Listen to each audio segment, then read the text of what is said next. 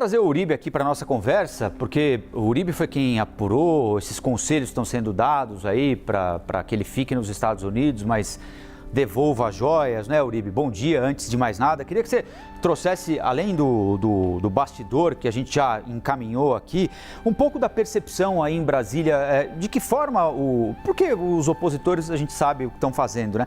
Mas de que forma o pessoal que está ao lado do presidente Jair Bolsonaro, que esteve ao lado do presidente Jair Bolsonaro, entende a condução desse episódio, porque para quem acompanha de fora, né, é nítido que o caso não está sendo bem encaminhado nem pelo presidente, nem pela ex-primeira-dama, por quem está ali no entorno dele, né? O que Brasília sente a esse respeito sobre a condução do caso pelo presidente ou ex-presidente, hein, Uribe? Bom dia. Tem uma frase que costuma ser utilizada aqui no Congresso Nacional, que é quando um político está um pouco perdido, ele parece poodle em caminhão de mudança. Não sabe para quem late, corre de um lado para o outro. É mais ou menos o que a gente tem percebido conversando com alguns aliados de Jair Bolsonaro. Inicialmente, um bom dia ao professor Vila, você, meu amigo Colombo, e a todos que nos assistem no Novo Dia.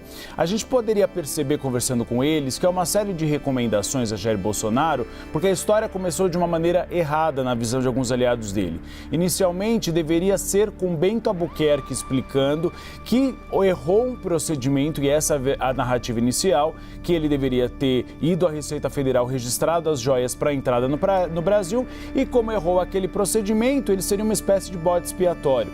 Foi essa a tentativa inicial de criar essa narrativa. O problema é que Bento Albuquerque acabou mudando de versões, e Jair Bolsonaro também. Inicialmente não conhecia as joias. Depois, quando houve o documento mostrando que ele conhecia o segundo estojo, e aí ele tentou colocar uma outra versão de que era legal, mas não é legal. A gente pode ver, inclusive, decisão do Tribunal de Contas da União, que depende muito do valor do presente, e joias milionárias não estão dentro deste limite para o acervo pessoal da Presidência da República, diferentemente do acervo público, a questão da impessoalidade prevista na Constituição Federal. Então, a partir deste momento, começou uma tentativa de diminuir a temperatura da crise. E aí veio essa sugestão a Jair Bolsonaro para a devolução do estojo, porque é um episódio que é muito palpável. A gente estava falando isso ontem e alguns aliados de Jair Bolsonaro reconhecem. Não é uma emenda de orçamento secreto que foi destinada a um deputado que remeteu à sua base eleitoral. São joias. Você tem a imagem das joias. A maior parte da população brasileira nunca tocou ou vestiu uma joia.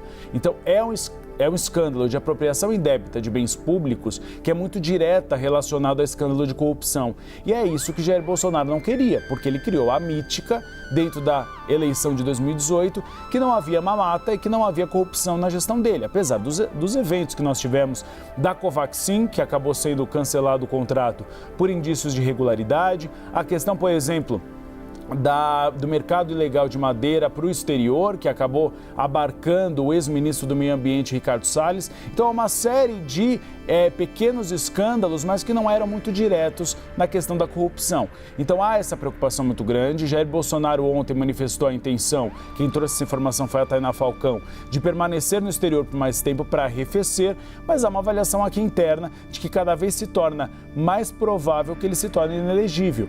Então, que é necessário para o PL, neste momento, um plano B. E talvez Michele Bolsonaro, envolvida nessa trama tão complicada, não seja o nome ideal para uma disputa de 2026. Mas, claro, eles reconhecem, 2026 está muito longe, agora o foco é 2024. Mas a partir do momento que o PL tem as suas principais lideranças envolvidas em um escândalo de irregularidade extremamente palpável, fica difícil limpar a imagem em médio e longo prazo.